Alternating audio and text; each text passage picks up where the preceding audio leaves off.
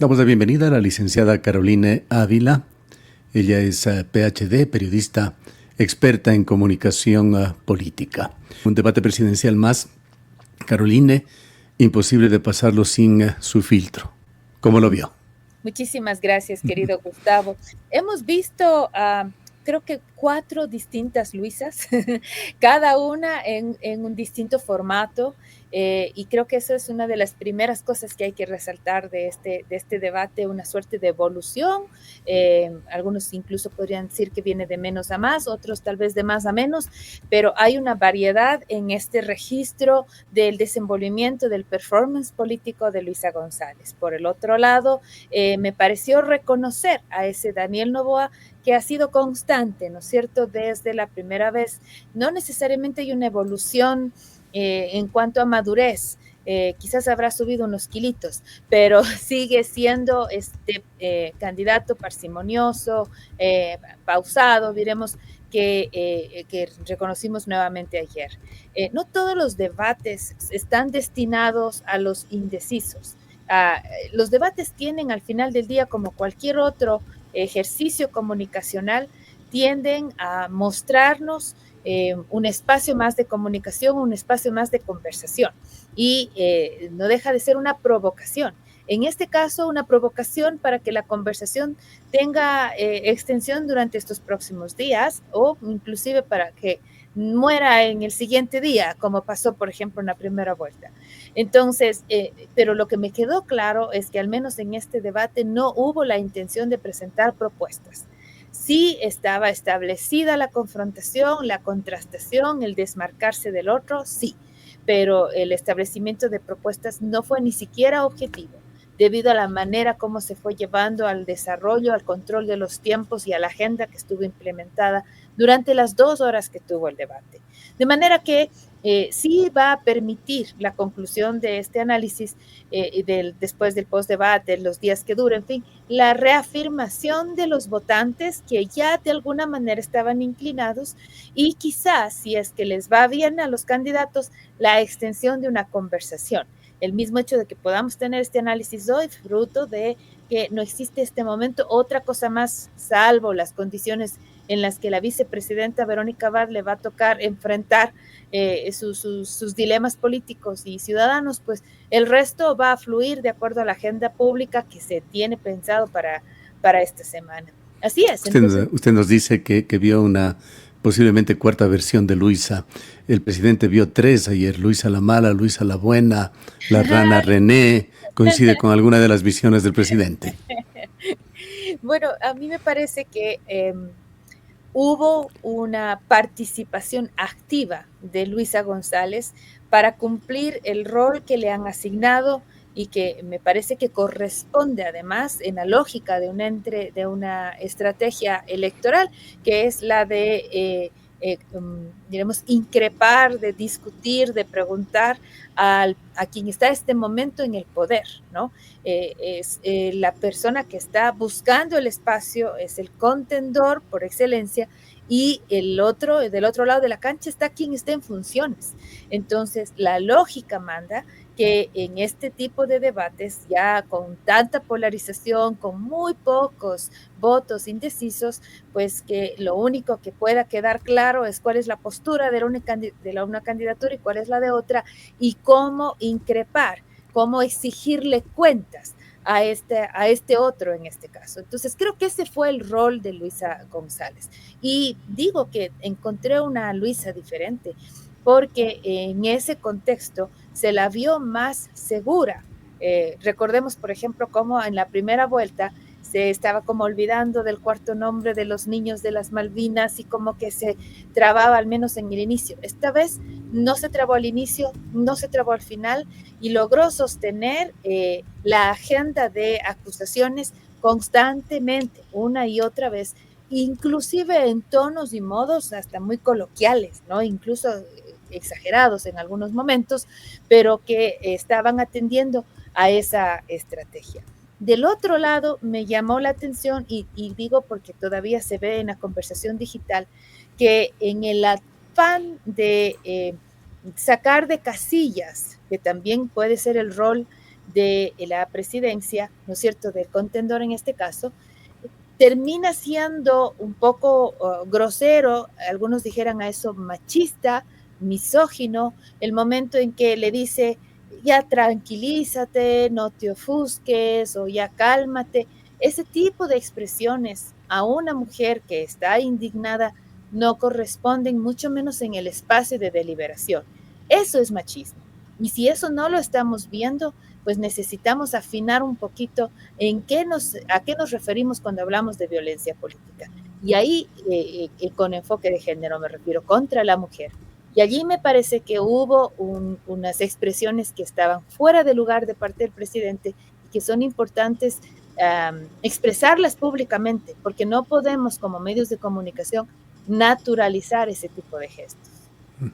Ahora, cierto es que las expectativas en un debate en Ecuador cada vez van bajando un poco. No aspiramos a un discurso tipo parlamentario de algún parlamento de otra parte del mundo, o a un discurso a los niveles de Roldós, León Febres Cordero, Carlos Julio Rosemena, Velasco Ibarra quizá. Pero, y perdóneme, aquí yo soy el entrevistador, no el entrevistado. La opinión suya es la importante, no la mía. Pero de alguna manera vimos a dos personas con un discurso bastante elemental, un tanto mediocre, incluso poniendo en el promedio de cómo se realizó este debate, disputándose la más alta magistratura del país, en medio de un enredo, un círculo vicioso de agravios. Completamente de acuerdo. No quiere decir que esa debió haber sido la estrategia más efectiva, la que usted acaba de mencionar, precisamente por las condiciones en las que este debate se da. Si es que hubiésemos tenido ese tipo de discursantes en el debate anoche, no hubiésemos tenido ni siquiera conversación hoy día. Le pongo un ejemplo. Jimmy Jairala, Carlos Rabascal siguieron el manual. Tuvieron el espacio perfecto, presentaron su propuesta, no hicieron ni más ni menos de lo que las exigencias de la democracia deliberativa exigen, valga la redundancia. Y sin embargo, no recordamos su performance. ¿Eso qué quiere decir? Que en el contexto de los tiempos que hoy tenemos, con la mínima capacidad de atención que tiene la sociedad, sobre todo no porque no tenga la capacidad de hacerlo, sino porque hay mucha otra información de por medio, las comunicaciones deben contar con la habilidad que el performance, que los trasfondos, que incluso el paquete, diremos así, contribuya para poder ejercer mejor su rol de ser vehículos de información. En ese contexto, el debate de ayer redujo por completo el argumento y la deliberación profunda y eleva principalmente al cuestionamiento de las razones por las cuales se está pidiendo el cargo. Es decir, la conclusión no es precisamente que nos hayan dado razones por las cuales votar por ellos, no. Y además sospecho que ese no fue el objetivo de ninguna de las dos candidaturas en el debate de anoche, pero sí nos dejaron razones por las cuales reafirmar inclinaciones que ya se tenían respecto de los votantes. Recordemos que más del 80% ya ha tomado una decisión. Y segundo, nos ha permitido saber por qué no votar por este. Es decir, tenemos preferible más razones por las cuales no votar antes que razones por hacerlo. ¿No hace falta también en este tipo de debates, y en el de ayer concretamente, Caroline, un poco más de discurso genuino, original, del momento, más allá de los papelitos preparados de antemano, que pretenden además pasar por pruebas definitivas para cualquier cosa que se está firmando? Pero sí, sin duda, lo que pasa es que para eso se requiere políticos que estén forjados en esa arena, políticos que desde el consejo estudiantil del colegio o de la universidad hayan estado haciendo buena práctica de su liderazgo, de la política, que al final termine como consecuencia un buen estilo comunicacional.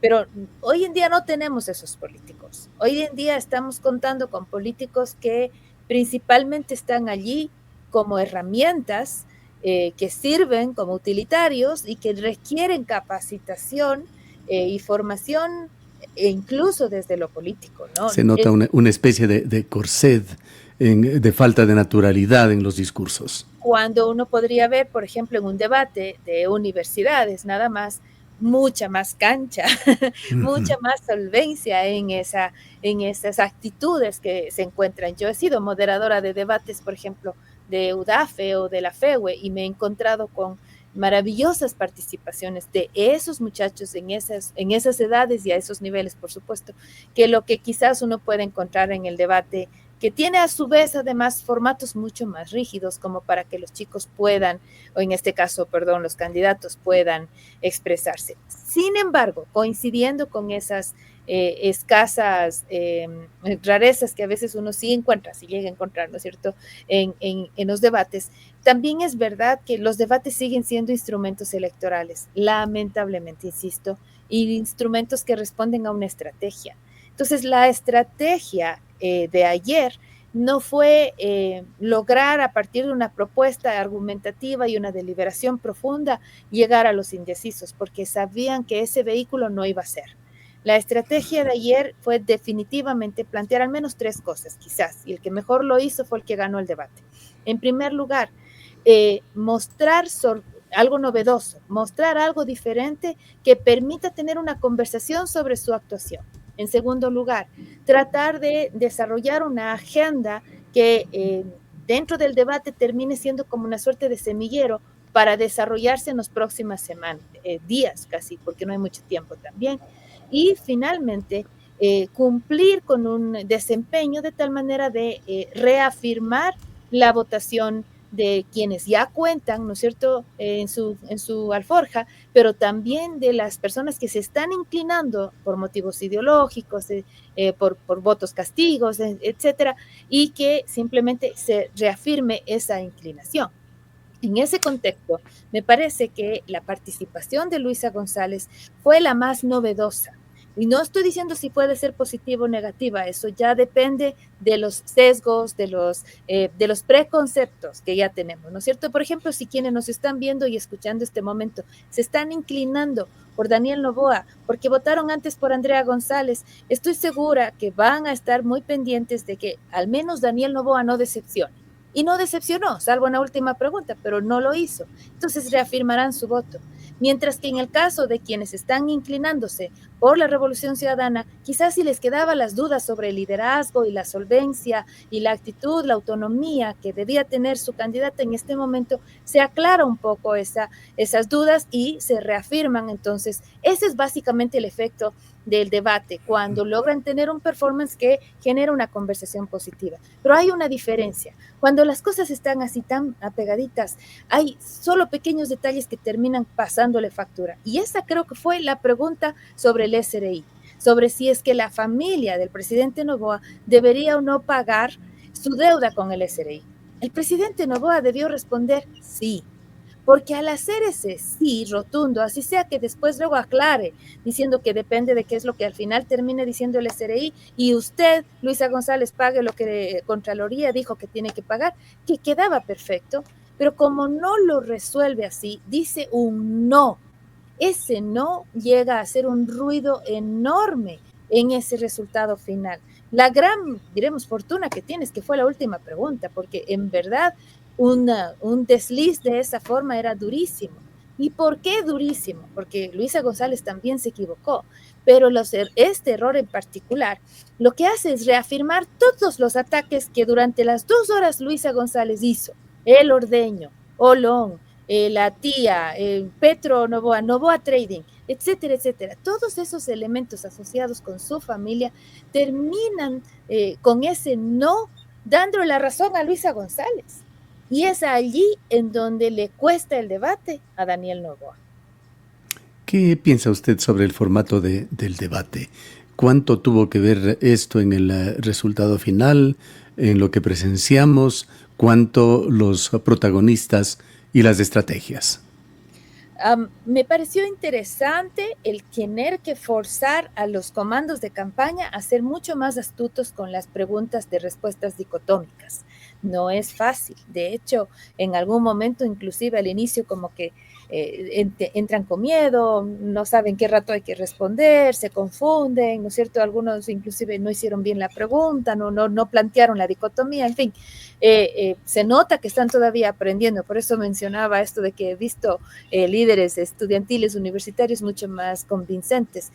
Sin embargo, la astucia está en cómo tratar la pregunta o en cómo dar la respuesta. Mire usted, por ejemplo, la pregunta sobre si aceptas o no al dictador venezolano, ¿no es cierto? La respuesta, porque esa es pregunta cantada, y la respuesta también es respuesta cantada. Y encontramos ese sí de parte de Luisa González, pero en el minuto extra de explicación logra cambiar la conversación, no sobre la democracia venezolana, sino que se cambia la conversación sobre la migración, la inseguridad e incluso para sus detractores la xenofobia. Entonces, hablar en ese contexto de una posible confrontación, ¿no es cierto?, entre el progresismo más consolidado de la Revolución Ciudadana y el acercamiento a ese centro, quizás en este momento podría ser uno de los costes más interesantes para la Revolución Ciudadana con este cambio, diremos, de conversación sobre lo que pasa con el tema Venezuela. Lo mismo en el caso, por ejemplo, de Glass. Cuando le pregunta al presidente Noboa, ¿usted le va a dar el salvoconducto? Creíamos que la respuesta iba a ser sí, pero la respuesta fue no. Y claro, uno se sorprende sobre una respuesta así y luego hace una explicación que incluso podría dejar una puerta semiabierta por allí, pero como ya dijo no, entonces el soundbite del clip, incluso la sorpresa, hasta los memes, están en esa línea, ¿no? De que ella tiene una mirada y un camino en el cual se está independizando de lo que hasta ahora creíamos que iba a ser. Ahora, ¿cuánto le crean ese no? Esa es otra historia. Pero me hago ahí una referencia adicional a ese sí versus no, a la capacidad que tienen de colocar e instalar los temas por encima de los 5 ejes que estaban planteados, ¿no es cierto? ¿Qué tan importante era el día de ayer tratar los grandes problemas del país? La violencia, la economía, el empleo, el medio ambiente, el extractivismo y unos pocos temas más que son fundamentales para el Ecuador. ¿Y qué lectura le quedó a usted sobre lo que tocaron por allí? Me parecía que era fundamental y que era la oportunidad para poder, por ejemplo, en materia de seguridad, dar una solución, pero se quedaron en la crítica, en la queja, inclusive fueron por otros temas que no tenían nada que ver con lo que el eje estaba planteando. Hay momentos en los que se concentran en el eje. Cuando dan los 2 primeros minutos o 2 minutos y medio y se refieren al eje. Pero dado que para nosotros es más fácil retener la información que tiene que ver con los ataques y las defensas, lo que dijeron, porque si dijeron, queda como muy suelto, se concentra más en el diagnóstico, pero no necesariamente en cómo abordar una solución, se concentra más en la crítica. Por eso digo, quedan razones de sobra para no votar, pero no se concentran en por qué ellos sí pueden ser una solución viable o por qué sí su propuesta puede ser viable y cuál es su propuesta de entrada, ¿no? En el mejor de los casos, logran articular un listado de declaraciones, de promesas, pero no necesariamente procesan en planes específicos. Y eso sí, claro que lamentamos, por supuesto que lamentamos, pero también entendemos desde la perspectiva estratégica la razón por la cual este tipo de abordaje se dio en el debate. Insisto, existe suficiente evidencia científica como para demostrar que cualquier hubiese sido el resultado de ayer, no se mueven los votos indecisos. No Exactamente, hay una coincidencia entre los mejores análisis que hemos podido leer o escuchar de que este debate fue y será poco incisivo en los votantes. por supuesto, y es precisamente porque para que un indeciso en este nivel, cuando hay alta polarización y cuando la mayoría de los votantes ha tomado ya una decisión, para que un indeciso se anime, tiene que ocurrir todo un proceso envolvente de gestión. Por ejemplo, el control de la agenda, el hecho de que estén dando golpes en la agenda una y otra vez, esa constante es fundamental para el indeciso. De ahí que lo que hace este debate es ser un semillero. Entonces, si vamos a comenzar a seguir hablando de la rana René, a seguir hablando de la corrupción, de los, digamos, de los entramados que el correísmo tiene, ese tipo de ambiente de conversación va a envolver a un indeciso para desmovilizarlo sobre Luisa González y quizás llevarlo incluso sobre Daniel Noboa. Insisto, no tenemos razones todavía para hacer ese cambio completo. Ayer no quedaron claras, pero podría pasar que en las próximas semanas eso se aclare. Por el otro lado, digamos que los errores de aproximación a tratar lo que pasa en Esmeraldas, o si las condiciones de denuncia, por ejemplo, hoy estamos ya escuchando a Pedro Granja hablando sobre Petro Noboa, y si es que José Serrano insiste, por ejemplo, en el caso de vinculación con las empresas de Noboa Trading y así por el orden, y sigue siendo eso un tema de conversación, es la campaña que está haciendo este momento ADN sobre honestidad versus choreo, se le cae, ¿no? Porque los argumentos de la agenda están yendo por otro camino. Entonces, un votante indeciso escucha eso una y otra vez y termina moldeando de alguna manera sus convicciones a partir de ese tipo de referentes, ese tipo de espacios de conversación. De ahí que el trabajo, por ejemplo, en el control de la agenda es importantísimo. También el trabajo en territorio, Gustavo.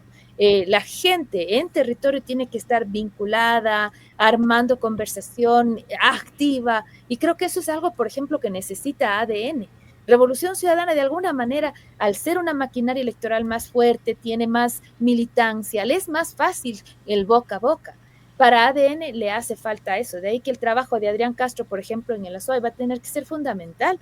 Tendrá que llevar a sus chungos y ver cómo hace para conquistar más todavía esa conversación, porque sí le hace falta el presidente Noboa territorio, si es que quiere de alguna manera remontar la diferencia, porque hay una diferencia en la que él todavía no está por encima, más bien le toca recorrer más, porque como que le dio mucha gabela en las 2 primeras semanas y que ahora le va a tener que buscar la forma de remontar, ¿no? Con todo esto sobre el tapete, Caroline, ¿se puede hablar de un ganador, de una ganadora en el debate de ayer, o esto se tiene que definir en el post-debate? Y cuéntenos a propósito de esto, ¿qué están diciendo las redes? Bueno, en primer lugar, hay que definir qué es lo que vamos a evaluar para declarar ganadores. Yo respeto mucho a mis colegas que dicen que eso no se puede. Yo creo que hay variables en las cuales desde la política y la comunicación nos podemos poner de acuerdo. Y yo he tratado de plantear estas tres. Necesitas generar conversación, proponer algo novedoso, algo que llame la atención, porque el performance de manual no alcanza para ganar un debate. De lo contrario, hubiesen ganado, insisto, Jimmy Jairala y Carlos Rabascal la vez anterior. Entonces necesitas algo novedoso con lo cual puedas dar conversación. Luego, necesitas tener un control del espacio y de la agenda, de los ritmos y de los temas. Y finalmente, reafirmar a tus votantes, a tu base, es decir, no decepcionar. Me parece que Daniel Noboa no decepciona, reafirma, pero el control de la agenda estuvo durante esas 2 horas en la esquina de Luisa González.